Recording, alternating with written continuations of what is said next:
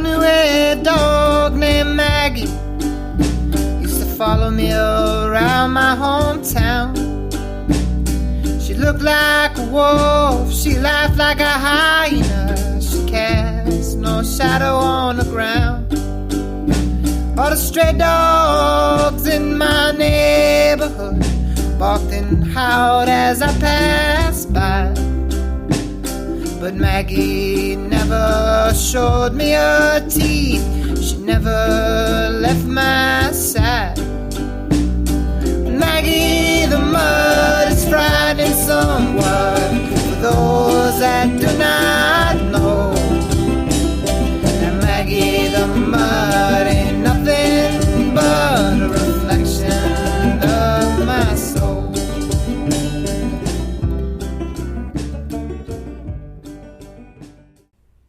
They say you can't teach an old dog new tricks. That may or may not be true, but you can fuel them with joy when you feed them Joy Maintenance Plus. Formulated for the nutrition needs of older and obese dogs with top-shelf 100% American ingredients. Our Maintenance Plus is formulated with omega-3 and 6 fatty acids, glucosamine, chondroitin, zinc, and vitamin E to give your dog a shinier coat, healthier joints, and a stronger immune system. Fuel your dog with confidence when you are fueling them with joy, knowing that we have never had a single recall. Call 800-245-4125 or visit joydogfood.com to find a dealer near you. Hi, ladies and gentlemen. Welcome to the Fueled by Joy podcast. And you're going to hear a familiar voice today, Mr. Seth Hall. You've heard him on the Houndsman XP podcast. Seth, we've done a lot of podcasts together. Yeah, we have. And so this is the first time you've been able to join me on the Joy podcast. And I think this might be, it probably isn't, but this is going to be the first time that I'm going to let you completely nerd out. And we're going to talk, we're going to talk about coursing dogs, and we're going to talk about hares, and we're going to talk about dogs at work. And I think it's going to be fun. I always think it's pretty fun to talk about them, but people try to keep the nerd to a minimum, Oh no, we're going to let the nerd out today. It's going to be great. It's more for my benefit than anybody else's, because I got a lot of questions too. I've seen your dogs. Of course, we see your videos. We follow you on social media. You've had a platform through Houndsman XP with Chris and Lauren for a long time.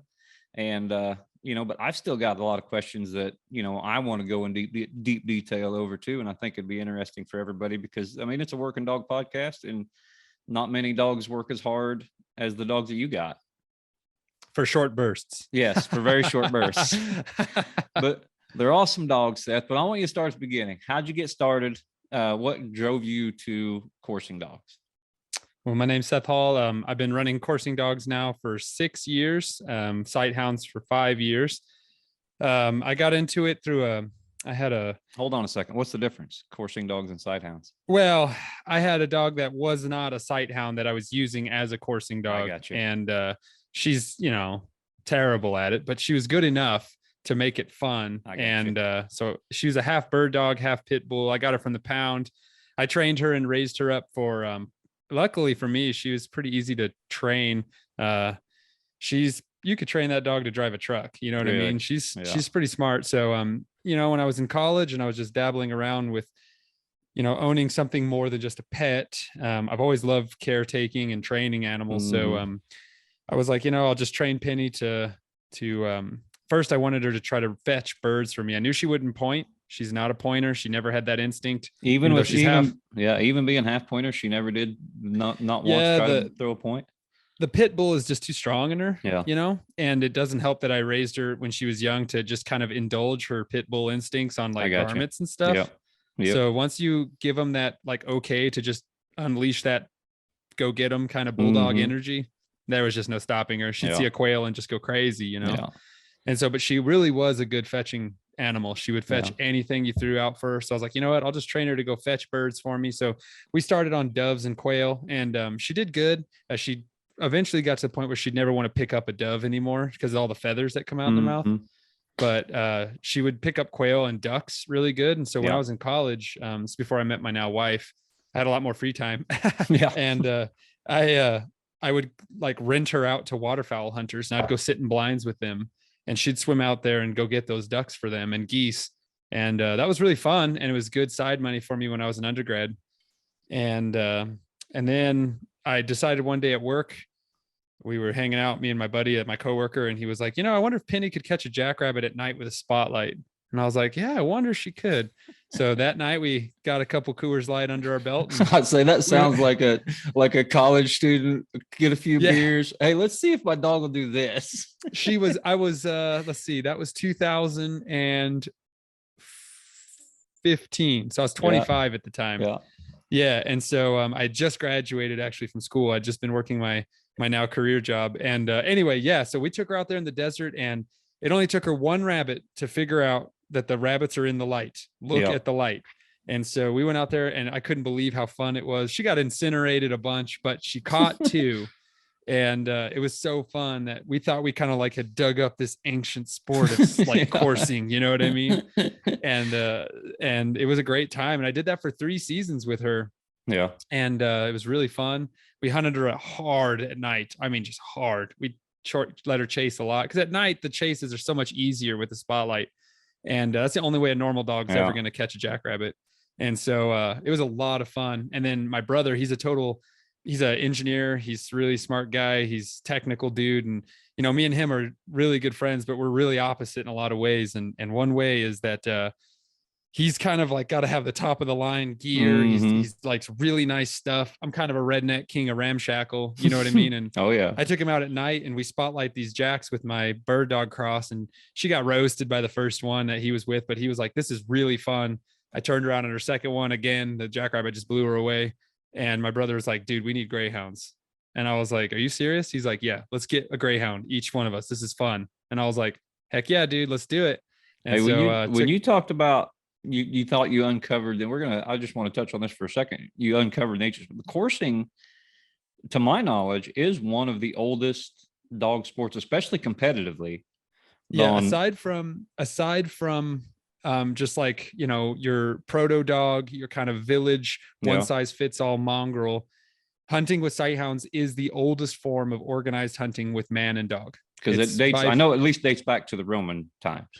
There's some cave paintings that just got unearthed in central Iran that are 12,200 years old, and it's a man leading, or a stick figure leading 2 Salukis, and there's Barbary sheep. Sometimes people call them Aoudad. Yep. In that part of the world, they call them Wadon, and the Salukis are chasing them. That's awesome. So at least 12,000 years, people have been hunting with as a guy that's obsessed with dogs that compete against each other and compete against in trials or whatever. I mean, that's cool, because I'm working on a project right now about the history of competing with dogs. And that was one of the things that I dug up is, how long have we had organized, dog events? And coursing dogs are back there a long ways.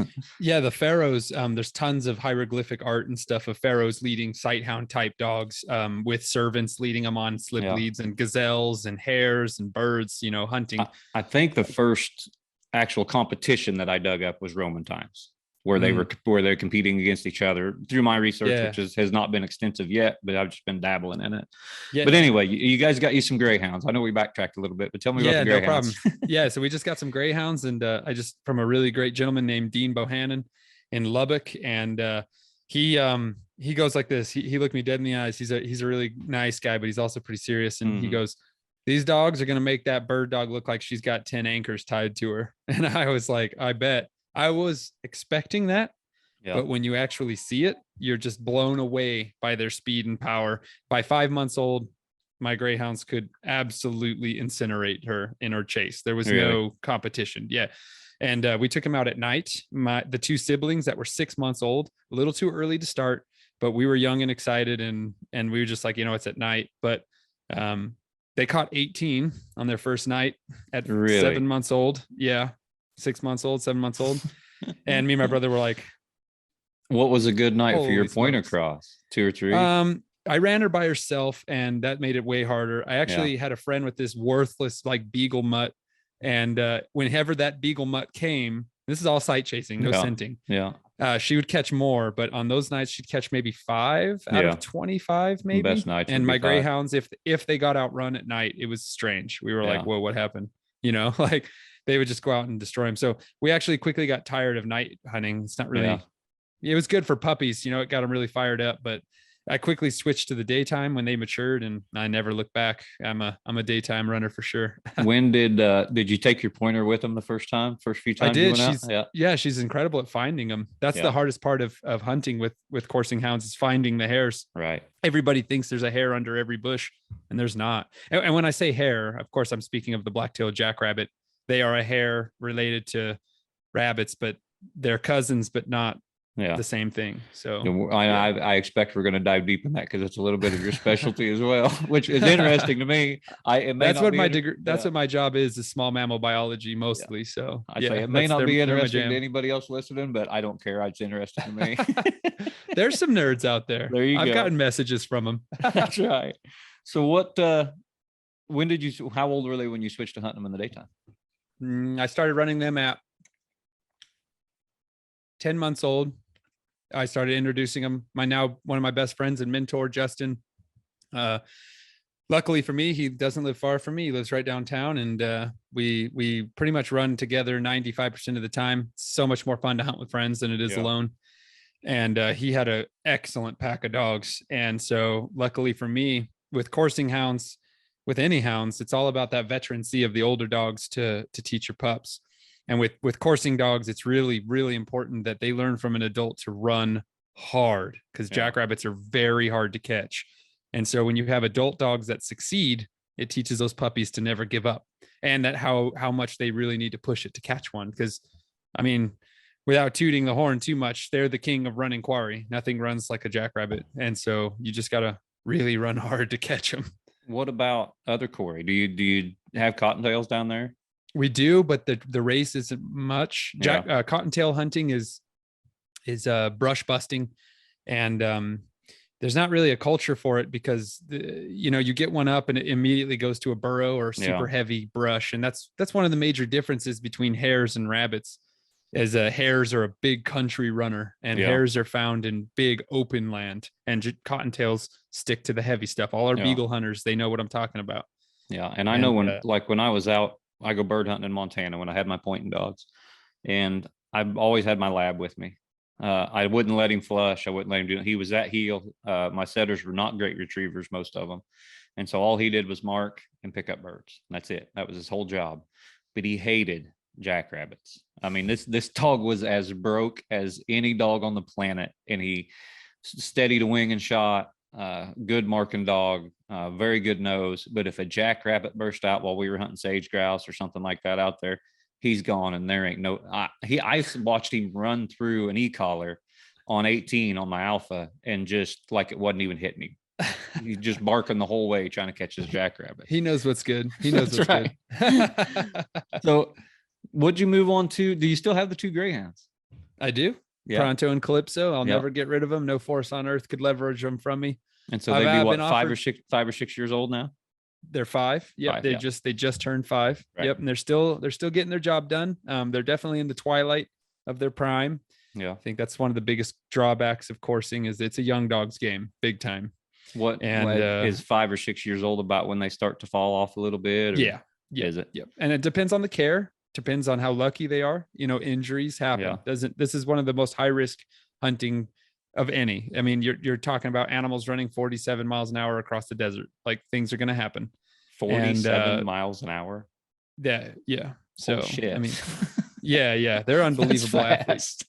Yeah. So, we took them to a football field, with known distances, and started them with I have a lure machine that pulls a rabbit lure. Yeah. And, you get them hyped up and they'll think it's a real rabbit, and they'll go after it, and it can pull the lure at 55 miles an hour. So we took it to a football field so we could use known measurements to get the math. So we know how fast they're accelerating and how fast their top speed is. And of course their 100-yard distance. And my best male has a 1:38 mile. And at full steam, his stride is 17.4 feet. And he can go from a standstill to 40 miles an hour in 1.6 seconds. So that's faster than a race car. Oh yeah. So Pronto would finish his mile and turn around and wait for Secretariat for another 12 seconds until he crossed the line. Yeah. What do you run Garmin collars on them when you're? I don't. So when I hunt, 90% of the time I'm hunting in a vehicle. Yeah. And it's really way more fun to follow those dogs in a vehicle and cheer to them. And when I say it's the most exciting form of hound hunting, I mean, I'm not going to say I'm this world traveler, but so far I haven't beaten the rush of hauling ass with them in a buggy and cheering to them. And they're like 60 yards away from you running 50 miles an hour. And you're going 50 miles an hour across the land. It's really fun. Have you had any buggy accidents yet? No, it's a pool table. The world's a pool table. Is it? Yeah. People are scared, and nah, it's infinitely safer than the world's just a pool table. You're just driving over dirt and clump grass and the occasional bush that you just plow. And so it's not like a North Missouri where it looks like it's a wide open field, but there's a giant ditch in the middle of it or something. No. Yeah. These desert grasslands are extinct playas, which are like an ephemeral lake from the Ice Age. And so they're pretty much just a huge basin. And so they're, you'll have your badger holes and whatever, but that's what suspension was invented for. You know what I'm saying? There you go. So you still got the Greyhounds. What else do you got? I got two Salukis. Uh-huh. One of them's a desert bred, and so he's from a breeding registry of dogs from their country of origin. So Strider's Iranian, and he comes from a small area of central Iran for a long time, thousands of years for sure. And he's only been in America, his family tree, for 3 generations. He's the third, and so now he's eligible for AKC registration. The Society for the Preservation of Desert Bred Salukis. Mm-hmm. Say that 10 times fast. They really work hard to bring these country of origin dogs to the United States. Their whole mission is to keep the true working Saluki going and keep an animal that's, sound and evolving for our modern times, but yet obviously keeping this most ancient of hunting styles alive and well. And so the quarry now is the black-tailed jackrabbit. Yep. And so you're breeding these Salukis that can still succeed on natural, wild desert prairie and catch the toughest running animal in the world, which is the hare. So when we're talking about legacy and where they come from, what were their traditional game that they chased in Iran? So the Dorcas gazelle, Dorkas gazelle, and then other sister taxa of that species. So there's a bunch of similar gazelles, that live in the deserts of northern Africa, Arabia, Iran, Iraq, the Fertile Crescent, those areas. What would be the size of those? A big Dorcas gazelle weighs about 55 pounds. What are your dogs weighing at? I just weighed him today, actually. Strider's 51, and he's a little on the small side, but I like my hare dogs small. Yeah. And then my biggest male Pronto, he's a Greyhound cross. He's mostly Greyhound, big, heavy, powerful body. He's 70 pounds. Yeah. And his litter mate Calypso's 46 pounds. She's just like a bottle rocket on a tiny frame, big, huge muscles and a dainty little frame. She's got a head like an emaciated coyote. Yeah. I've seen videos and pictures of her, and their heads are so, they just doesn't match their body. When you see such a long, lean, powerful body and then that narrow head, which has obviously been through years of genetic breeding to streamline them as much as possible. I mean, the head does serve a purpose. You don't want a great big blockhead on a dog that's built for speed. The genes that control for the archetypal running body of the sighthound also control for the lengthening of the limbs and the body. So as you elongate the legs, the spine, the tail, the head is going to elongate as well. And so you really can't have a sighthound that has a blocky head. It's not possible if you want that other part of the phenotype, which is the long, lean, thin, but very muscular body. What is the main differences between the Salukis and the Greyhounds? Yeah, so Greyhounds are sprinters. All sighthounds are sprinters. If you want to get down into the details of how dogs hunt, your scent hounds are your long distance runners. Bird dogs are your long distance, low speed champions, sled dogs. Salukis are the kings of medium distance running, but in the sighthound world, they're the long distance kings. Yeah. So it's all relative to in context of what you're talking about. Greyhounds are these super powerful sprinters. A Greyhound is really expected to absolutely just get up on an animal with unbelievable power and force it to make a mistake before they run out of energy. And so Salukis get in behind an animal, and it looks like you tied a rope from the animal's butt straight to the Salukis' nose. They get in behind it and they just grind it down with speed and power. They're not trying to turn it. They're not trying to overpower it. Good Salukis get in behind a jack and they're going to hold a furious 41 to 42 mile an hour pace for, about 3.5 minutes if they have to, until the prey really starts to be crushed. And then they know when to turn on that second wind and they start putting pressure and turning him. I've seen Salukis run as long as 7 minutes to capture an animal. And that's one of the most impressive athletic displays I think I've ever seen. I was in Canada and I saw a 13-hour race. Hounds put on a 13-hour race. I think that was one of the only things I've ever seen that's comparable besides running 35 miles an hour for 7 minutes straight. Well, I mean, I know obviously the hare's turning and the hare's not going in a straight line, but you figure 7 minutes at 30 plus miles an hour. That's a big distance. Yeah. So the race was almost 4 miles. So yeah. It was 4 miles in 7 minutes. Yeah. That's wild. It was incredible. Yeah. It left our jaws on the floor. It was, and for the hare too. I mean, talk about the endurance and speed of a hare to do that. That's an 8-pound animal. When you talk about greyhounds or just being super fast sprinters, they're gonna end their races, I assume, quicker than a Saluki is typically most of the time, typically. Do you like to pair the two, Yes. do you think that's the best do you think that's the best combination to have a 1-2? This is a point of contention, and everybody listening knows how dog people can be. It's to me, as long as people are taking care of their animals and enjoying them, I don't really care what people do with them. Some people are purists where they want to run just greyhounds and they want to run just Salukis to see, that unadulterated style in action. So I've done both. I've run my greyhounds together as a pair, been very successful with them.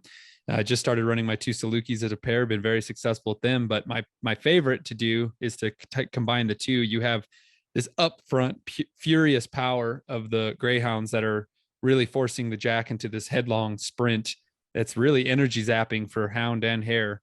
And when the greyhounds turn the hare, the Salukis are right there to take advantage of that turn. And once this hare starts getting worn down, the Salukis are fine. They're really smart dogs. They're running hard, but not like a greyhound. The difference between 47 and 40 is quite visible. A Saluki can top out about 42, 43, but they're not going to be crushing themselves when the greyhounds are. You know what I mean? And are the Salukis, are they better about pacing themselves? Oh yeah, that's how they hunt. Yeah. They just get in behind something, and of course they're running hard and they're running fast. They're running to catch, but since they can only top out about 42, they'll just get in behind something, and they're the fastest carnivore in the world past 1.5 minutes. Yeah. So they're unbelievable like that. I want to get into more of your breeding of your Iranian Saluki. And how did you find the dog? How did you get in with the breeders and things like that? And what are some of because we've spoken about this before on other podcasts on Houndsman XP and things like that. But I mean, there's rules for that dog and how that dog's going to procreate eventually and all those things too. So can you outline some of that stuff for me? Yeah. So in the sighthound community, there's long dog is a term for any sighthound cross. So it's a sighthound cross to other sighthounds. And the beauty of crossbreeding dogs is that you can build an animal that's ideal for your terrain. And so the long dog community is it's casual. It's your good old boys. And I like to step in both worlds as I'll explain in a minute. But that's where my heart has been and started. And typically those old boys are really fun to hunt with, and that's who I spend most of my time with. But the Saluki community is a very diverse bag as well. And when I first started dabbling in it, I didn't really understand it, but I'm a really open-minded person. I'm kind of an interviewer by heart. And so I wanted to know why there was this schism. And it's not it's not a hard and fast rule. There's lots of Saluki guys that are great friends with long dog people and vice versa. I don't want to make it sound like it's super polarized, but the Saluki community keeps a really tight grip on their dogs in general. And I was curious why. And the reason is that, these people in the Saluki community, I'm speaking specifically for my desert bred dog. They've spent great amounts of personal time, money, and investment to get these animals from the Middle East. One of these women have lived in the Middle East. She lived in the Middle East for like 15 years finding these dogs. and bringing back the best ones she can find for hares, or lightweight, super fast game. And so she brought him back to the United States and has built her entire life, perfecting a real coursing Saluki for the desert. And so she wants to keep that pedigree going in trusted hands. And so, which I fully support. If you've poured your life mission into these animals and you want to know how they're being bred, cool. That's awesome. You know what I mean? So I got into it through just being a positive person, keeping an open mind, and just being really honestly, just being enthusiastic and kind. That's the only way I can describe it. I was kind to people that I hunt with, and the people that own these dogs, and Mr. Paul Domsky, he came up to me one day and was just like, "Hey, I got a puppy in this litter. Do you want one?" And I was like, "Yeah, duh." So, I went down there, I shook his hand, I got to know him better, and I'd already talked to him a few times, and I got Strider, and the rest is Saluki history. I kind of fell in love with the breed. I wasn't sure how I was going to feel about it. But yeah, they're great. They're the best all around jackrabbit dog, I feel, for my country, at least. For my country. So she brought, what'd you say, 15 dogs over? No, she spent about 15 years in the Middle 15 East. Years. Yeah. Over her life. Yeah. How many dogs did end up in the United States from there? There's a bunch. Is there a bunch? There's a bunch. Yeah. And it's a very I assume they came from different pedigrees, or some of them came from different pedigrees, and the genetics are going to vary in some of those. Yeah. Mostly Iranian. The Iran is where the people are still hunting hard in Iran, and that's where the fastest lightweight game is still left. Yeah. Some people are breeding Salukis to be heavier, to take down stronger, heavier game. But the Iranian dogs typically are the lightest, the fastest.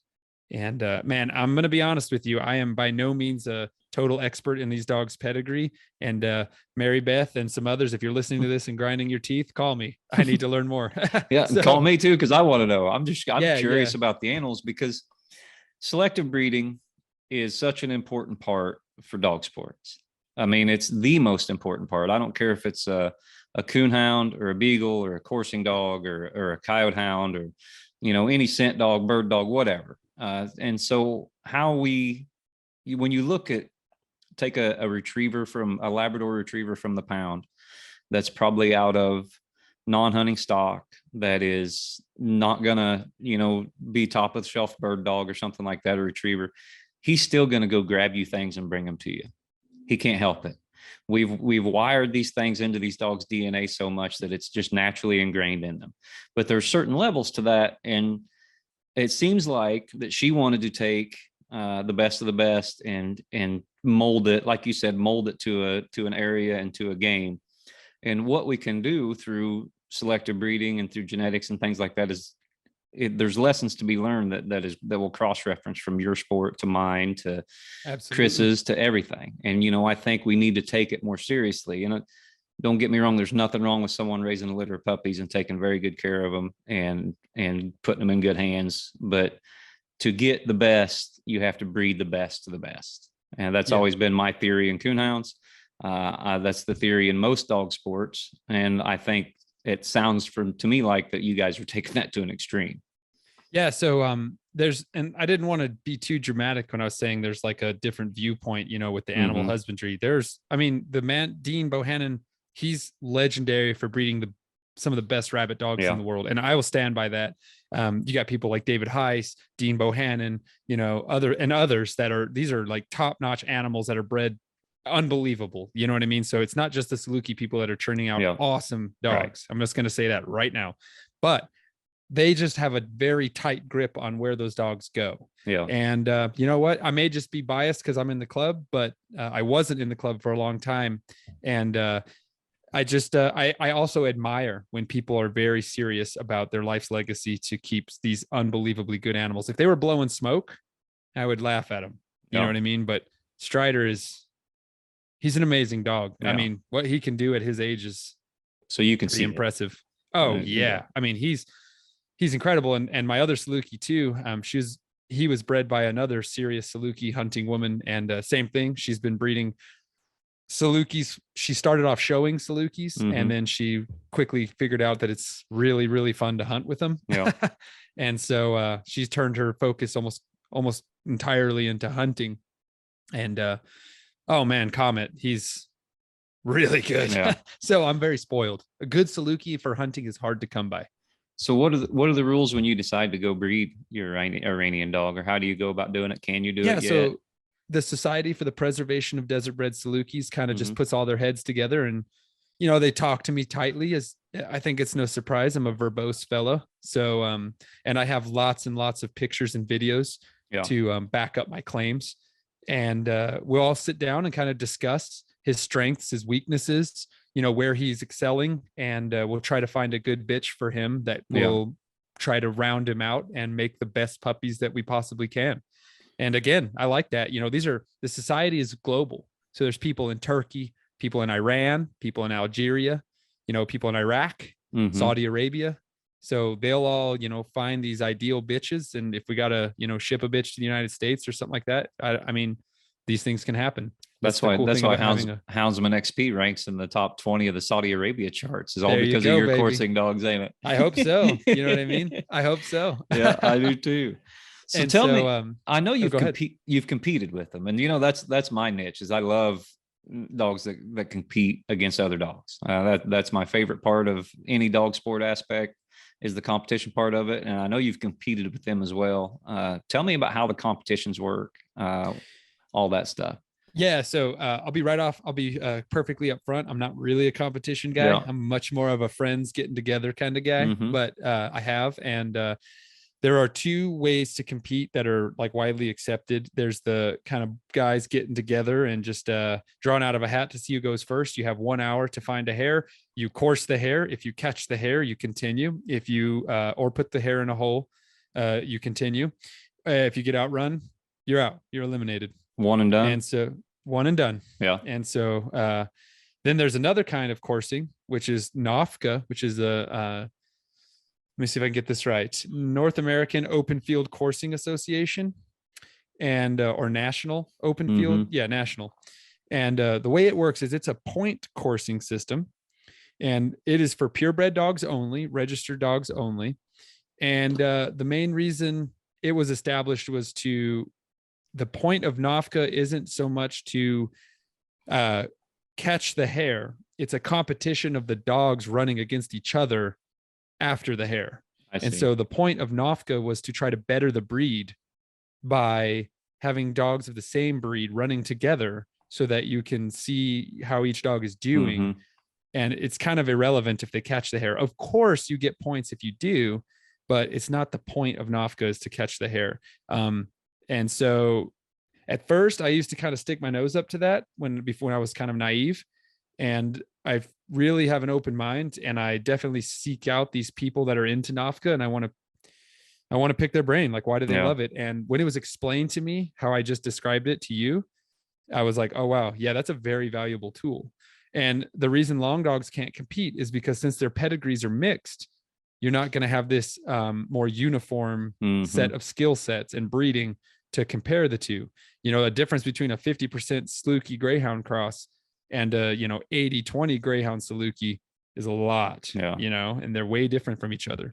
And so NOFCA is more of a breed fancy competition. And there's other renditions of that similar style. There's coursing conservancy clubs that any dog can compete, and it's, whatever. But competition with sight hounds, it's a very small community. Everybody knows everybody, and for better or for worse, I'm viciously anti-drama. And so that's the main reason I'm not a competition guy. I'm just too laid back. I got a lot of energy. I get excited about stuff, but I'm pretty laid back when it comes to I'm a Kuna Matata, baby. You know what I mean? There you go. So yeah. Is there a lot of drama in those? I mean, you guys get some arguments? Yeah. Really? Boy, I'll tell you, when ego, animals, testosterone get crossing, it's unavoidable. Yeah. As casual as you try to make it, no money, we're all friends, shaking hands. It just, it can happen. And it seems to always kind of worm its way in there. And that is just not for me. Me and my friend Justin, we went to some, and it always just turns out to be kind of weird. No meanness, no vile, whatever. Of course, that can happen, I suppose. But since I don't competition enough, and the 3 I've been to, every one of them was just kind of, it's just not my cup of tea. Yeah. You did Call well. me a weenie. Call me a weenie. You did okay though, didn't you?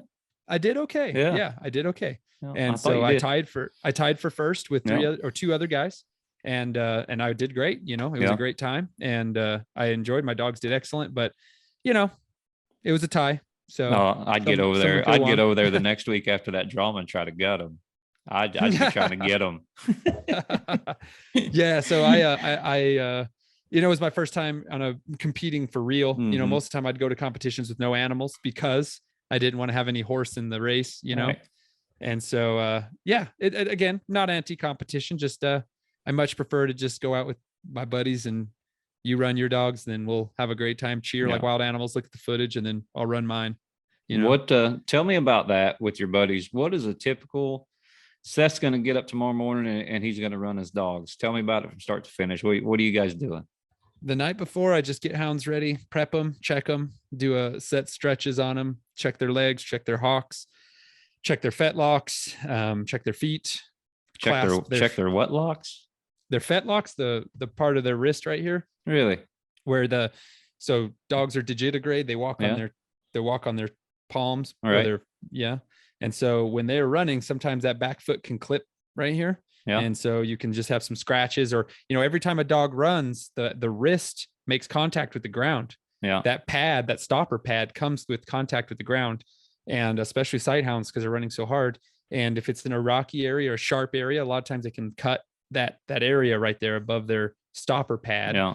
And man, it hurts when those tendons get, inflamed and irritated. It can just make them, not peak, and they're legendary for hiding their injuries. Obviously all houndsmen know that. Yeah. So I stretch those tendons there, just gentle stretching, grab their paw and just squeeze it real hard. If they yip or yarp, that there's a toe hurting in there. Right. And then I just stretch their back legs out, make sure everything's going good, check those knee tendons. And if they're good to go, which, a lot of times you can know by the way they're just prancing around if they're feeling okay. I get up the next morning early, and we drive to a grassland site, one of the places we hunt.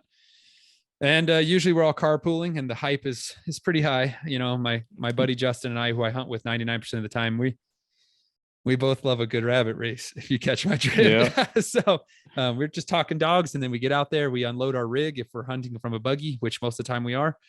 And we get dogs out. If it depends, you can hunt 2 ways. One, our buggy has a box that is mounted to the back that has spring-loaded gates that you open with either a pull cable or a button.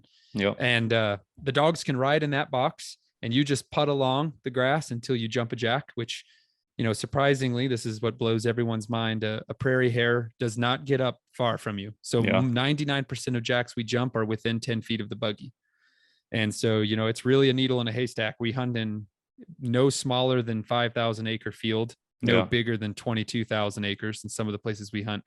And do the math, a buggy's only 7 feet wide. So, or another way we do it. You got to be right on top. Have you ever thought about taking another dog to jump? Yeah. So that's, Oh yeah. Yeah. So that's been thought a lot throughout history. Actually, I'm surely not the first one to come up with it. 12,000 years of tinkering. People have thought that. Yeah. So another way you can do it is, and this is my favorite way to do it is I just let my dogs out, and I'm pretty serious about training them. I don't like misbehaved animals. So I take the time to work with them, and I let my dogs out to hunt free coursing, which is where they're out looking. They're out sniffing, checking under every bush, trotting. Sight hounds are, sight hounds. They hunt by looking. So they trot around at a low lope or a very slow trot, and they stop a lot and just listen and watch, because they're just waiting for that bolting quarry. And so they'll peek under a bush, look around and stuff. But, you'll just putt along at, 3 miles an hour, 4 miles an hour, and let the dogs set the pace and let them hunt, look around, and they'll jump a jack eventually. And when you have the dogs out, obviously that increases your surface area for looking. And a jack is a very brave animal. They hold until the last second on the prairie. A jack in the sage country or in the creosote hill country, they get up way out ahead of you because they know they have the advantage in the brush country. But on the prairie, their number one defense is to hide. And if they know they're very vulnerable once they're, exposed. Yeah. And so they're going to hold like rocks, and having the dog out gets them up easier. They're way more afraid of the dogs than they are the buggy. Mm-hmm. And most hares, when you jump them in the buggy, you can't see them until they come out from under your door panel. That's how close they are to the buggy. And so when the dogs are out, they just get them up and take off, and we put the pedal to the metal, and it sounds like a tribe of wild baboons in that thing. It's crazy. It's really fun. I always wondered, does anybody ever use like a flushing dog, like a cocker or a Springer or something like that? Have they ever tried that, to get the bird dogs up? They definitely have. Yeah. So here's the thing. And this is kind of where I feel like all hound hunters kind of gravitate towards really liking their quarry. I feel like if you don't, you may just be missing something, I guess. Yeah. But the hare is this, think about what a hare is. It's this archetypal prey animal. Like everything wants to eat a jackrabbit, And so they've evolved these defenses through millennia to defend themselves. And one of those is hares have no external scent glands. Cottontails do. Yeah. Cottontails have some scent glands on the base of their butt and a couple between their feet. Hares have none, zero. Yeah. And so they have very little external scent. So the air is very dry. Yeah. And so hares also just leave very light trails. I've never heard of anyone trailing a hare. I think it's just too dry. A hare goes its whole life without drinking a drop of water, So no, I did not know. Oh, okay. Yeah. So that's crazy. The black-tailed jackrabbit can synthesize all of its own water. It needs no standing water in its entire life. Most of the places we hunt, the jackrabbit has probably never seen standing water except for after a heavy rain, and that water is gone within 5 hours to 2 days. That'll be the only time it ever drinks. The rest of its water comes from the meristematic tissue of plants or succulents like cactuses. Yeah. So they're incredible. But anyway, so flushing dogs. I had Penny, my half bird dog. She's obsessed with searching. Yeah. She would hunt a soccer field all day, and she was all right. But really with hares and people have had success with pointers. A good friend of mine, his name is Steve Downs. He said he knew a guy who had a pointer that was really good at finding them and it would actually point them. Mm-hmm. And they'll hold just like a quail. And my bird dog could sniff them out. I know she could, because you could start to see that tail going insane. Yep. And then she would jump one. So I know at close distance by wind, downwind, she could smell them. But she'd have to be crazy close. You'd only see that tail going crazy for like 5 seconds before the jack got up. So I know she wasn't like winding them at a distance and coming to them. I've seen sighthounds wind hares on humid or right after a good rain. Yeah. I've seen them be able to sniff them out then. And you find way more. But basically, and I don't want to sound elitist. At first, I was obsessed with the idea of getting a pointing dog and trying to train it to maximize. Because, dude, I'm not joking. Even in good years, you're spending 30 minutes to an hour and a half to find one jackrabbit on the grassland. And it sucks. I hate that. So, but I eventually just kind of gave up on it because, man, sighthounds are a lot better hunters than people think they are. Yeah. And if they get a lot of experience, they're pretty good at finding them. My female Calypso, she's quite good at sniffing them out. And my 2 Salukis, especially my one Strider, my Iranian one, he's like, he quarters just like a bird dog. He works the wind and he tries hard. So I'm just like, you know what? I don't want another mouth to feed. I'll let them just get the job done. And I think that's kind of where most coursers end up, because I only know one guy with a Springer, and the Springer never sniffs him out. He said those things are so manic that just by math of covering ground, she will find him. You know what I mean? And see, that makes perfect sense with I have very little experience with jackrabbits, but when I'm out there bird hunting, my setters very rarely know they're there. Exactly. We're usually past them, and it's me that bumps them up. And that's when my lab explodes over the hill after a jackrabbit he's never going to catch in a million years. It's incredible, isn't it? And they would, and I like to think they're broke, but these dogs, anytime they're moving from a place and they smell something that's completely different, their natural instinct is to point it. And that's the reason that I can take a dog that's broke on quail and pheasant in North Missouri, Iowa, and run out there and kill Sharpies and Huns and things like that, and point other bird species that don't smell the same. Sage grouse does not smell like a pheasant. So they were missing those jackrabbits. And I just now come to that conclusion after talking to you. So I guess we learn something new every day. Yeah, they're almost scentless. Yeah. They're incredible animals. So when you talked about care of your dog and stretching your dogs, what special care does it take? I mean, because I've got 4 hounds out here in the kennels.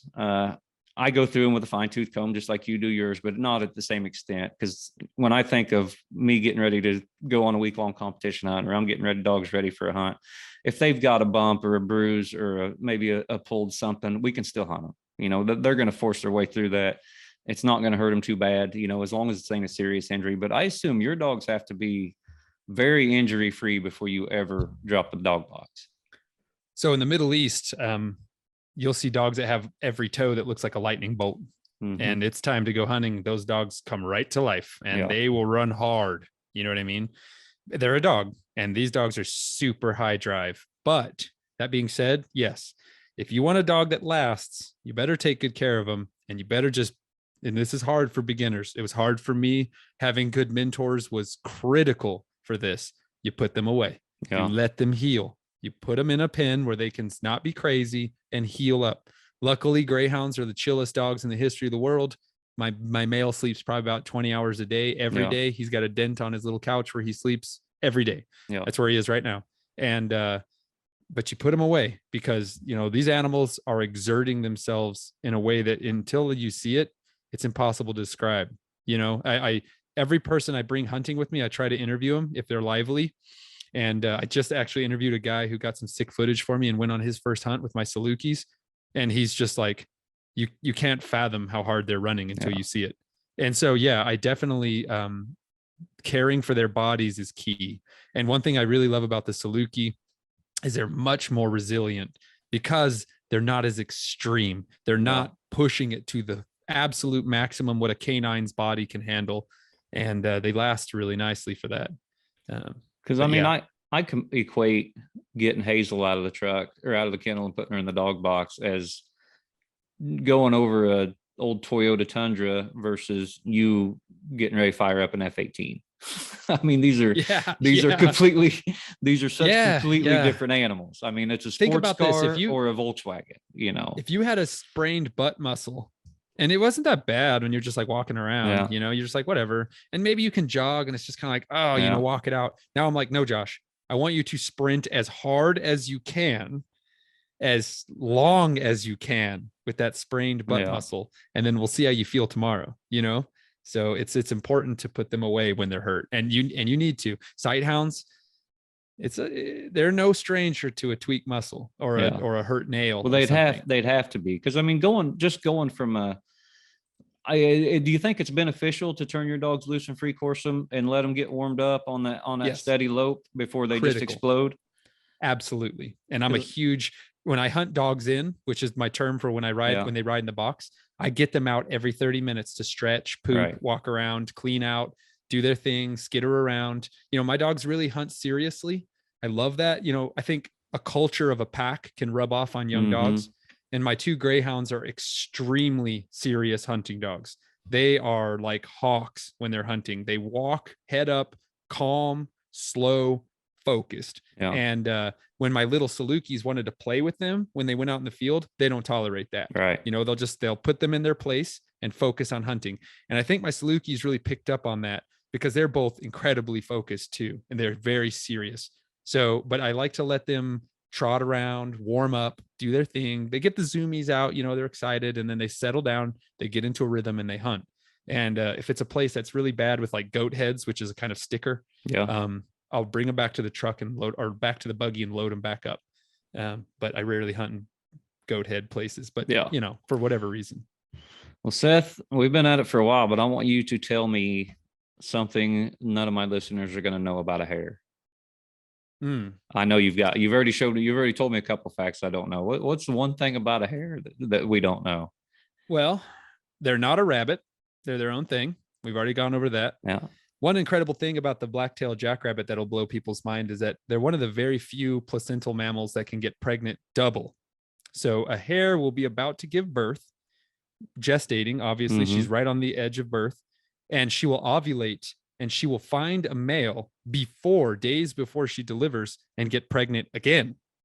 And that's advantageous because hares only give birth to 2, sometimes 3 fully formed, fully furred, ears open, eyes open offspring. It's called precocial. They'll give birth to 2 or 3 precocial offspring. They will nurse between 1 to 2 weeks, and they're on their own. Really? Yes. And so hares do not dig burrows. They dig a small depression in the ground called a form, which just looks like if you took a very, very shallow bowl and you just pushed it into the ground, and they line it with fur from their neck. The females will grow an extra soft down patch in their neck, and they'll rip that out and make a nest out of sticks, leaves, whichever. And I say leaves with air quotes because there's no trees where they live. I was going to say. And they like sticks and stuff, and then they line that with their fur, and then they'll give birth to those 3 babies, 2 or 3, and she's already pregnant again. So when she's nursing and focusing on getting enough calories in a place where not a lot of calories to go around, where hares typically live, she will not have to worry about finding a new mate, exposing herself while she's also trying to take care of her little ones. So she's already pregnant again. And so they can get doubly pregnant. Hyperfecundity is the term. There you go. And, they also have one of the richest milks of any mammal. I think I knew that. I did know that. Yeah. I bet not many people do, but I did know that. Yeah. A hare is obviously an extremely fast growing animal. So rabbits give birth to like a rat. They give birth to a large litter of very underdeveloped offspring. And the female spends a lot more time caring for them. And it's how so when you have 2 animals that live a similar lifestyle, they avoid competition by having drastically different lifestyles. It's called niche partitioning. And so lagomorphs, which is the order of hares, rabbits, and pikas, live and eat basically the same stuff. Okay. The way that hares have partitioned a niche compared to rabbits is hares moved out into more open land, places that rabbits do not like. And so rabbits build a burrow and they give birth in a very protected, safe place, the burrow. But since hares have moved out to these very vulnerable open areas, it was much more advantageous for them to give birth to offspring that are ready to run as quickly as possible and ready to hide. And so the baby hare can outrun a human in the first 4 hours of its life. So yeah, it can outrun a dog in about a month and a half. So your average dog, not a sight hound. I'm guessing birds of prey are their biggest. Yeah. competitor. So obviously jacks inhabit a wide variety of habitats, from like dune lands to shrubby wastes to grasslands, and in between stages of the two. It's called an ecotone habitat. That's their preferred. Shrub invaded grassland is their preferred. It gives them the best defense against both of their types of carnivores. In the open land, their number one predator is birds of prey. And so a coyote can't touch a jackrabbit. Yeah. It's not happening in the open land. And in the brush country, their number one predators are bobcats, ambush carnivores. Yeah. And so, they definitely try to maximize their defenses. They also have, and I've hunted them with falcons too, with a good friend of mine. They have incredible defenses against birds of prey. What was that like? Tell me about the falconry. Yeah, it's awesome, cool, man. It's dope. I definitely prefer a dog race way more. And I say that only because, I just like the high powered action. Yeah. You know what I mean? And with the hawks, it's really cool. They go in and whoosh, take a big shot at the hare at like 90 miles an hour from the air, which is sick, but the defense against a bird is it's so badass, but it's kind of quote unquote boring. Yeah. Because when a hare is being pursued by a hawk, it doesn't just flat out book it like it is from a dog. It's trying to look for cover, get in a bush. Yeah. Or another thing they'll do is they'll run out into a semi-open area and plant down to the ground like a pancake, flat. And right as the hawk's making a dive, they'll jump up and do a backflip over the back of the hawk, and the hawk will fly under them. And so my buddy has tons of videos of them doing that, where they jump straight up like 4 or 5 feet in the air, and the hawk literally just flies right underneath them. And another thing they'll do is they'll run out in the open and run in circles super fast. And it just like confuses the hawk as it's like coming in, trying to grab him. And then, I think the training part of falconry is what always, how they can train a bird to go get them something killed and come back is beyond me. Well, they don't come back. They just sit there and eat it. But I mean, even still, just to train a bird, I had a parakeet once. I couldn't even get it to stay in its cage, let alone go catch me something. it's incredible, you know, and training an animal is no joke, but I just like training an animal that actually likes me. You know what I mean? Those things, they don't care about you. They're just they're just a dinosaur. That's right. No disrespect to my falcon buddies. All right, Seth, we've been at it for a while. You got anything else to add before we shut this down? Man, I feel like we just scratched the surface, brother. I do too. Let's do it again. And like I said, I know I got an open invitation down there. I'm coming down hopefully this winter, maybe. Yeah. Come on down. And I want to see your dogs go, because they're fascinating animals. They're amazing animals is what they are. Thanks. I think so too. What humans have been able to mold those breeds into is amazing. And we've been at it longer than just about any breed we got, probably longer than any breed we got. Yeah, back in the day, it was a lot better to eat gazelles than raccoons. You know what I mean? So, I believe that. We had priorities. Well, thanks for joining me, Seth. And like everybody, in case anybody doesn't know, you can hear Seth on the Houndsman XP podcast. Search it, subscribe to it. I've been on there as well with the Truth series. Great folks over there that have really they've been great for Joy Dog Food. You guys are awesome. You and Chris and Lauren are fantastic, and we really appreciate you guys. Thank you, Josh, and I'm glad you're doing well, brother. All right, thank you, Seth. Yes, sir. See you later.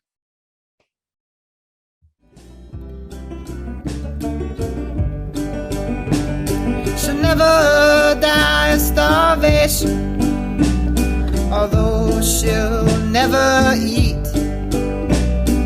Maggie, the mutt, full of bravery and guts, and always at my feet.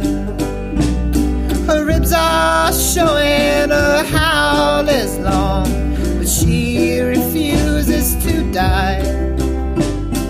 Maggie will live 100 years longer than I. Maggie the mutt's always down in a rut, looking for some bone that she buried. Maggie the mutt don't get scars, only cuts. She loves me and will not share me. Oh, she loves me and will not share me.